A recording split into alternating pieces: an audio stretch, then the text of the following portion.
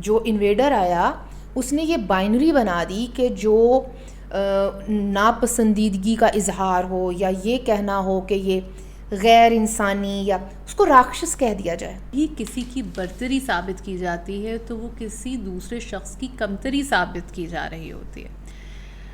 وہ لوگ جن کا تعلق اس خطے سے نہیں تھا لیکن وہ مختلف جگہوں سے آئے اور یہاں پر آ کر حکومت کرنے لگے. دیکھیے ایک ہوتے ہیں مائیگرنٹس, ایک ہوتے ہیں انویڈرز اور ایک ہوتے ہیں کالونائزرز. تو مائیگرنٹس تو ظاہری بات ہے پوری دنیا میں ہجرت ہوتی تھی اور لوگ جاتے تھے اور مختلف جگہوں پر بس جاتے تھے, وہاں پر وہ اپنی ثقافت بھی لے کر جاتے تھے.